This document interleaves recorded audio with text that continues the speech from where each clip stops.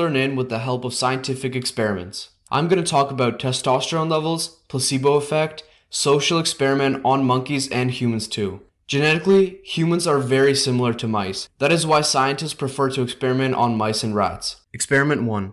In the experiment, mice were given the ability to receive a pleasurable sensation in their brain by simply pushing a lever, which is analogous to how we are capable of achieving orgasm pretty much whenever we want. Both male and female mice pretty much gave up on life because they had no interest in eating or even caring about their offspring. Their number one goal in life was to stay by that lever and just keep pushing it until they ran out of breath. In any addiction, you need more and more of the same stimulus just to get that level of high. Eventually, it gets to the point where nothing gets you off anymore. This is known as the Coolidge effect. It spreads to other areas of life as well. Things that used to enthrall you are now uninteresting and boring for you. When receptors become overwhelmed, the brain responds by eliminating dopamine receptors, an adaptation similar to turning down the volume on a loudspeaker when noise becomes too loud. Experiment 2. Scientists put a male mouse into a cage with a female. They observed that over time, the male started to become less and less attracted to the female mouse, and eventually he was no longer interested in her. This indicated that dopamine levels decreased over time. However, when a new female mouse was introduced, his dopamine levels spiked all the way back up. In fact, if the scientist continued to introduce new female mice into his cage, he would keep having love until he could physically not move. This same effect is 100% present in humans. This means while watching pornography, you can consistently keep your dopamine high by watching different videos. It's entirely possible for you to watch porn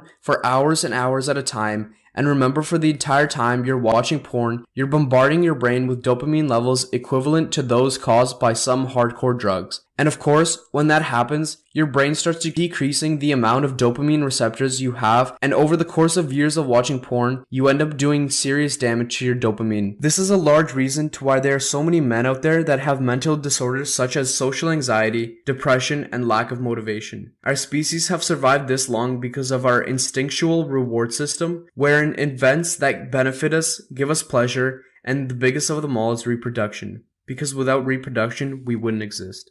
Experiment 3. Scientists have conducted experiments where they turned off the dopamine receptors in rats and found that the rats would become so lazy that they died of starvation, even though there was food in their cage. They simply had no motivation. Addiction researchers have measured a decline in dopamine receptors in the brains of addicts of all kinds, including internet addicts. Experiment 4. Monkey business. Primate studies show that dominant primates have higher dopamine levels than submissive primates and that these levels are fluid, but not until hierarchy is established. One cannot predict in advance which primates will become dominant based on receptor levels. This permits new males to rise to the occasion when a troop leader disappears. A newbie's receptor levels rise when he assumes the throne. Dopamine receptor density is not innate, but rather responsive to circumstances. Humans and monkeys are both primates. In humans too, researchers observed that increased social status and increased social support correlated with the density of dopamine receptors.